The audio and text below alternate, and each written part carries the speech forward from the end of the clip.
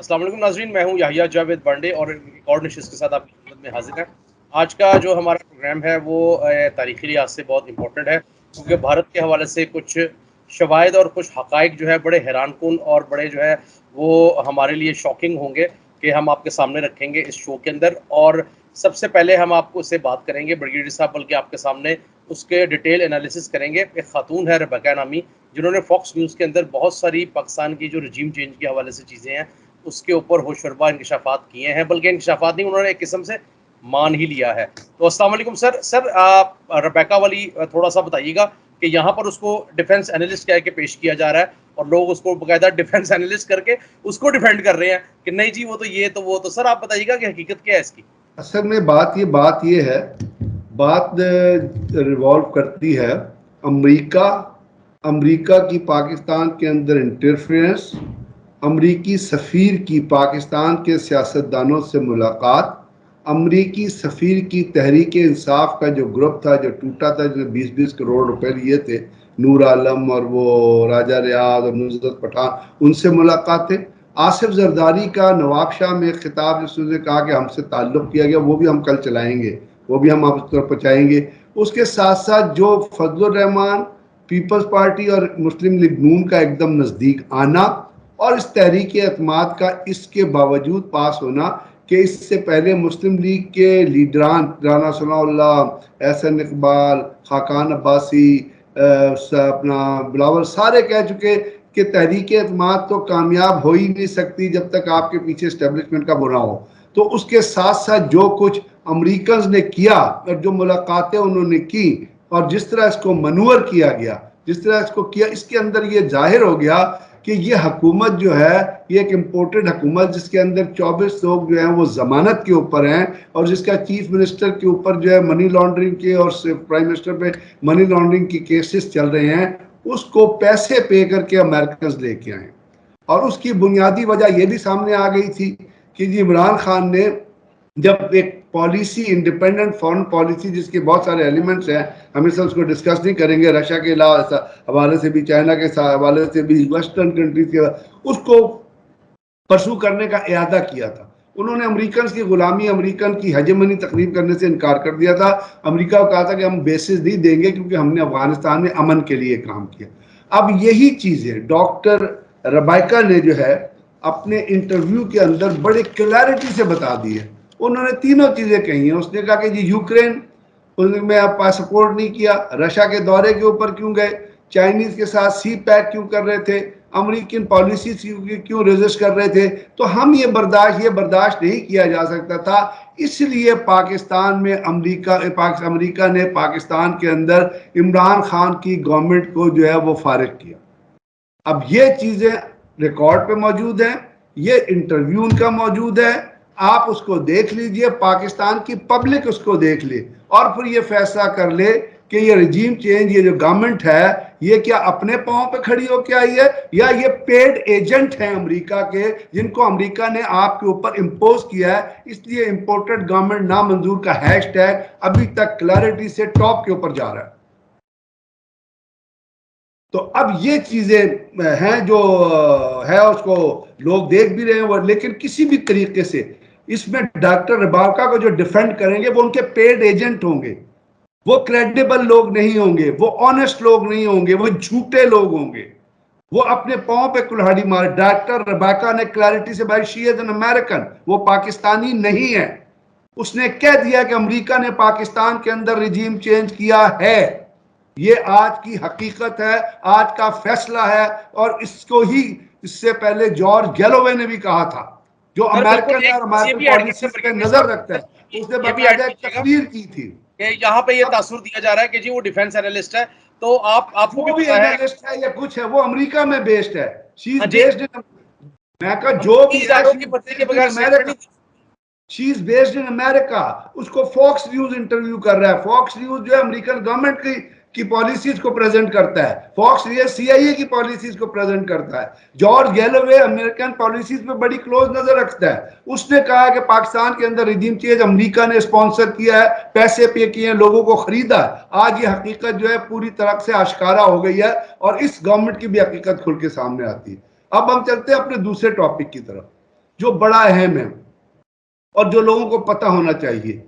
1947 میں پاکستان آزاد ہوا تھا, اور پاکستان جب آزاد ہوا تھا تو آپ کو بات ہے کہ اپنا برطانیہ کی جو حکومت تھی اس میں lord Mountbatten was the governor general here, اور ایک ریڈ کلف ایوارڈ ہوا تھا جس کے تحت پاکستان کے اندر جو پنجاب اور باقی علاقوں کو تقسیم کیا گیا تھا. اس زمانے میں جس طرح یہاں پہ ماؤنٹ بیٹن گورنر جنرل تھا, اس وقت پاکستان کی تقسیم کا فارمولہ جب طے ہو رہا تھا, ہم نے جیسے کہا کہ پہلے قائد اعظم کانگریس کے ساتھ تھے, پھر انہوں نے جب ریئلائز کیا کہ ہندو اور مسلمان سوشلی کلچرلی ریلیجس طور پہ ایک ساتھ نہیں چل سکتے جو آج پروو ہو رہا ہے, تو انہوں نے مسلم لیگ کا قیام کیا. اور مسلم لیگ جب قیام ہوا تو بہت بڑے بڑے نام تھے, لیاقت علی خان, سر آغا خان, بہت بڑے بڑے نام تھے جنہوں نے اپنا قائد اعظم کو جوائن کیا, اور پاکستان کے لیے ایک نئی مملکت کی جدوجہد کا آغاز ہو گیا.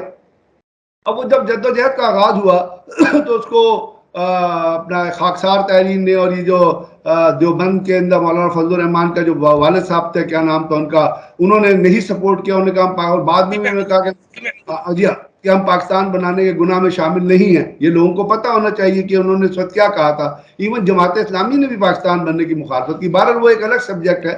اس وقت جس وقت پاکستان کی تاریخ اپنا پاکستان کی آزادی کی تحریک چل رہی تھی, تو اس وقت ماؤنٹ بیٹن تھا, اور انڈیا کی پاکستان کی وہ اپنا مسلم لیگ کی نمائندگی کر رہے تھے قائد اعظم, اور کانگریس کی نمائندگی جو ہے وہ نہرو کر رہا تھا. نہرو تھا, پٹیل تھا, اور اس قسم کے باقی لیڈر تھے.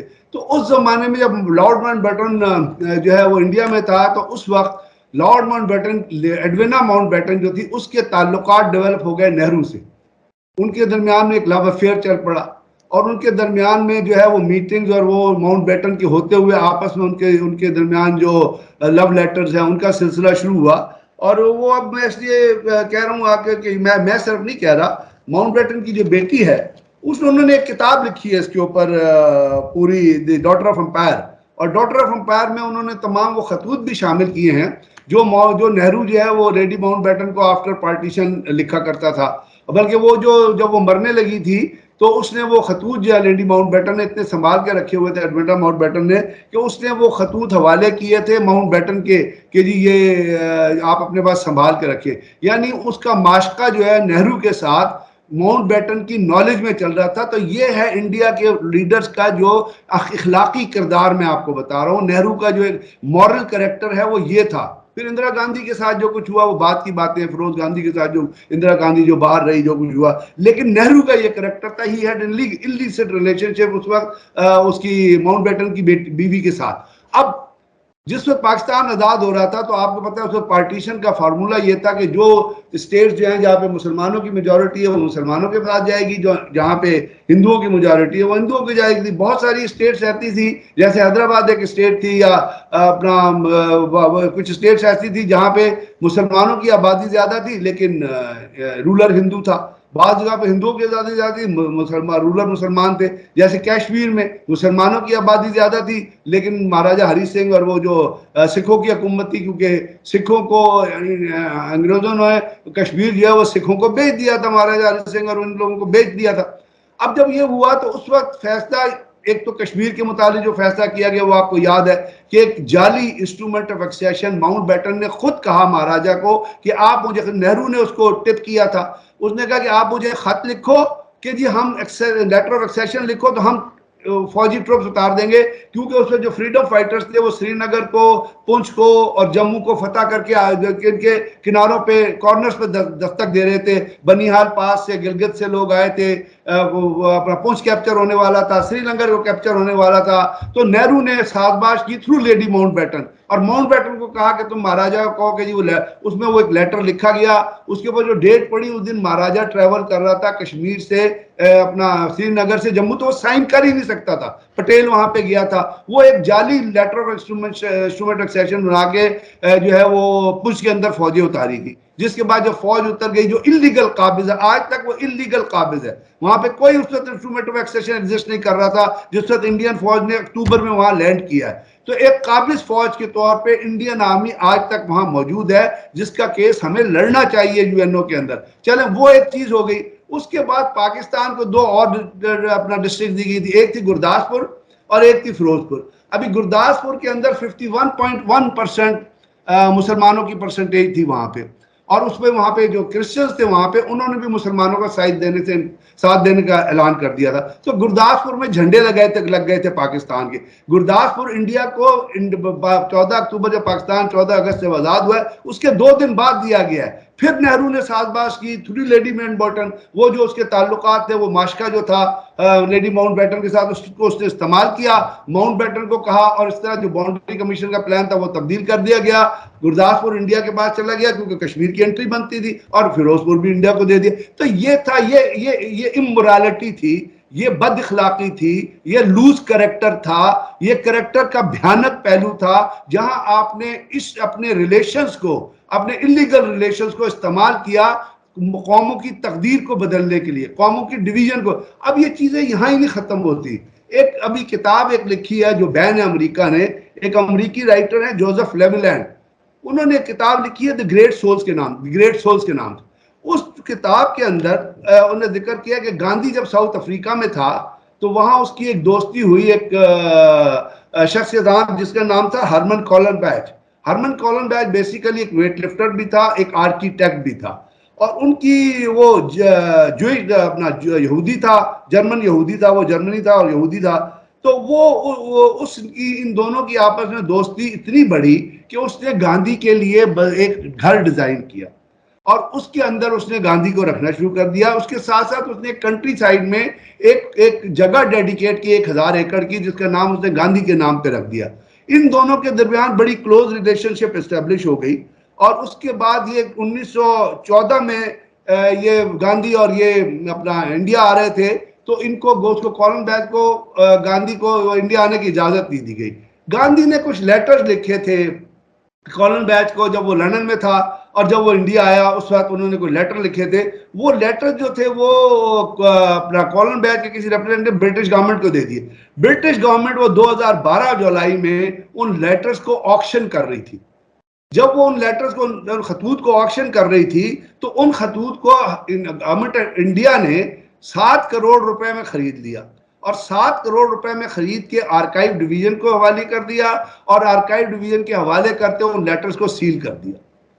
اب یہ جو کتاب ہے جوزف لیولینڈ کی گریٹ سول, اس میں اس نے جو ریلیشن شپ کی بیسس تھی کولن بیچ اور گاندھی کے درمیان, اس کو, اور جو لیٹرز کے درمیان جو چیزیں تھی اس کو اس نے ایکسپلین کیا ہے. انہوں نے کہا ان کے دونوں کے درمیان گے ریلیشن شپ تھی, گاندھی کے درمیان اور کولن بیچ کے درمیان. اور جب گاندھی کولن بیچ کو لیٹر لکھے جو اس نے, تو انہوں نے لیٹرز کو باقاعدہ کوٹ کیا ہے.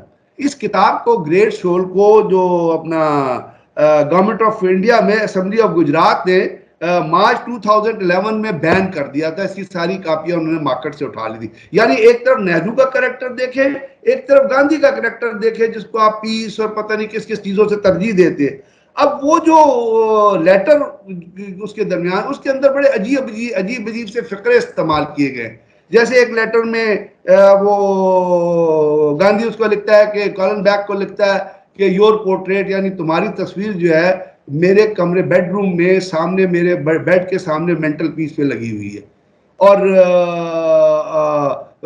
اپنا جو میں جو مومنٹس آپ سے شیئر کیے ہیں, جن لمحات میں آپ کے ساتھ رہا ہوں, اس میں یہ کہہ سکتا ہوں کہ how completely you have taken position of my body, کہ آپ نے کس مکمل طریقے سے میرے جسم کے اوپر قبضہ کیا, which is a slavery. واہ بریگیڈیئر صاحب, یہ تو شاعرانہ باتیں ہو گئی ہیں. یہ انہوں نے یہ کچھ کتاب کی میں کوٹ ان کوٹ کر رہا ہوں. گاندھی صاحب جو ہے وہ اتنے اس کے اندر جو ہے وہ تھے, کیا کہتے ہیں اس کو, میں تو واقعی یہ کہوں گا کہ وہ حقیقتاً جو ہے وہ مرد شناس تھے.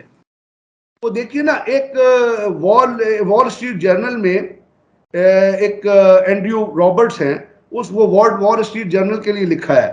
اس نے لکھا کہ اس نے تبصرہ کرتے ہوئے اس کتاب پہ لکھا کہ گاندھی جو تھا وہ سیکشول ویئرڈو تھا. یعنی اس نے کہا کہ اپنی زندگی, یہ اس نے لکھا ہے.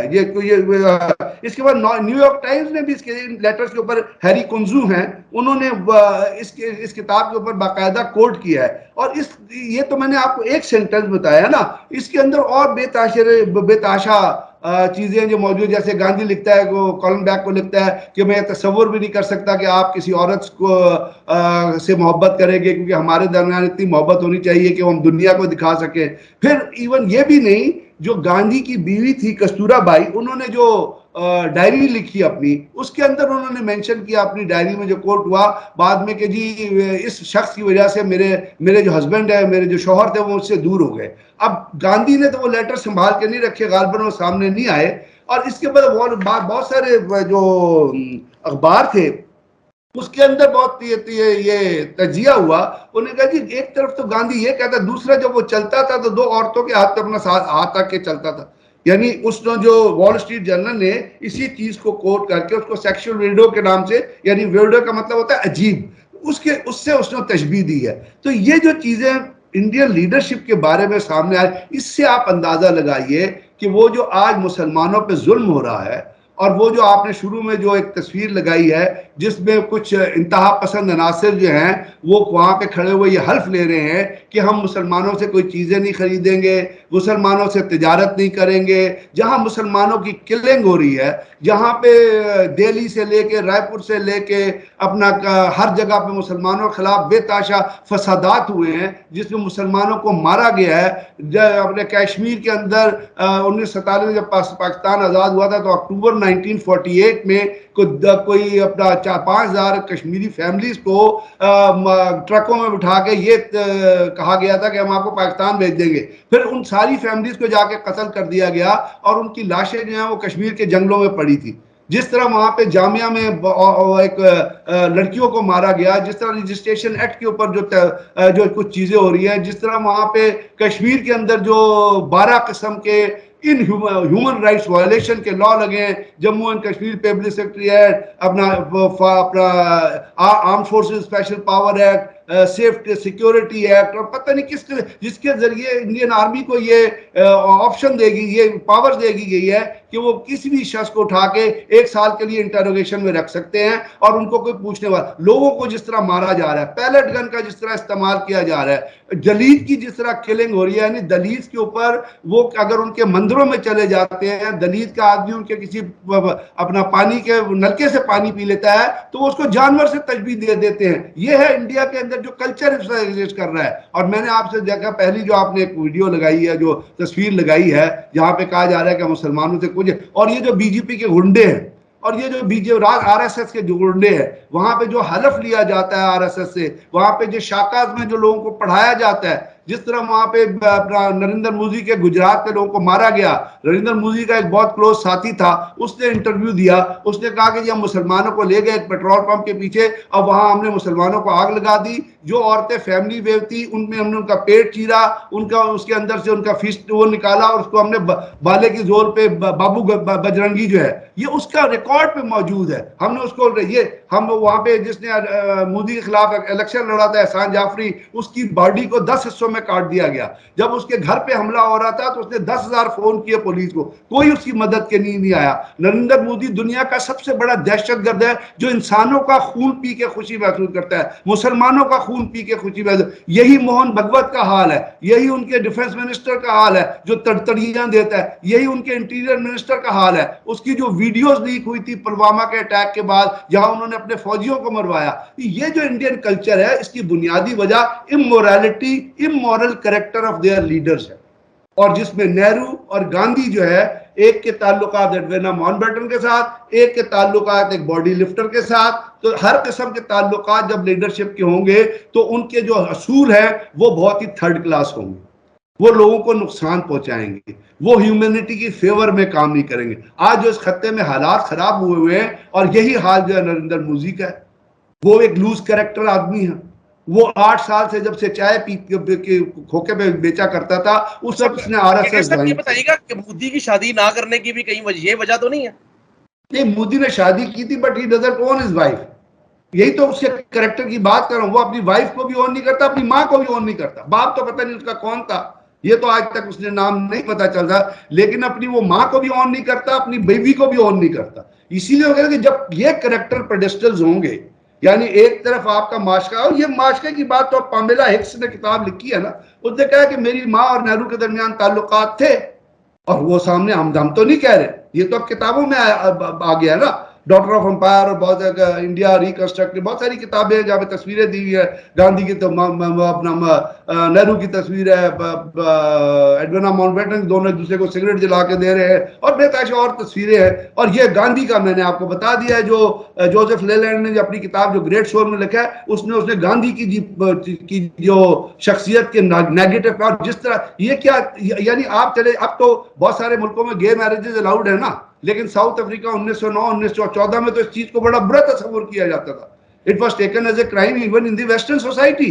تو اگر ایک لیڈر کا یہ کریکٹر ہے, آپ مجھے بتائیے, یہ لیڈر کا یہ کریکٹر رہا ہے, تو اس سے ایک اچھا ملک کیسے نکل سکتا, ایک ڈیموکریٹک ملک کیسے نکل سکتا؟ وہاں پہ غیر اخلاقی ملک نکلے گا نا, اور جہاں غیر اخلاقی اور ملک ہوگا ٹیررزم وہ فروغ اپنے پائے گی. لوگوں پہ ظلم کریں گے, اپنی مائنورٹی سے. اسی لیے آر ایس ایس اس طرح بنی ہے کہ آر ایس ایس کا جو بننے کا جو بنیادی اصول ہے, جو کتاب ہے, اس کے پری فیس پہ انہوں نے لکھ دیا کہ انڈیا میں صرف ہندو رہیں گے.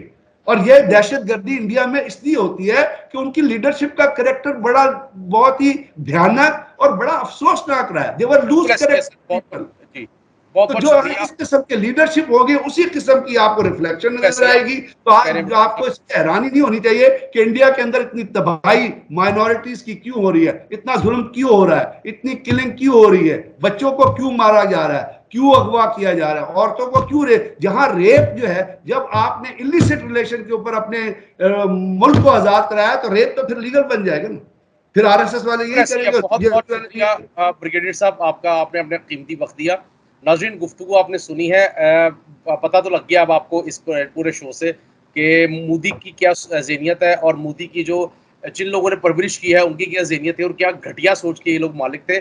اسی وجہ سے پتہ لگ رہا ہے کہ بھارت جو ہے وہ اب کس طرف جا رہا ہے, اور ان شاء اللہ تعالیٰ لگتا تو یہی ہے کہ بھارت کی تباہی جو ہے وہ روشن دیوار ہے, اور وہ اب ان شاء اللہ تعالیٰ تباہ و برباد ہو کر رہے گا. مجھے دیجیے اجازت, اللہ حافظ.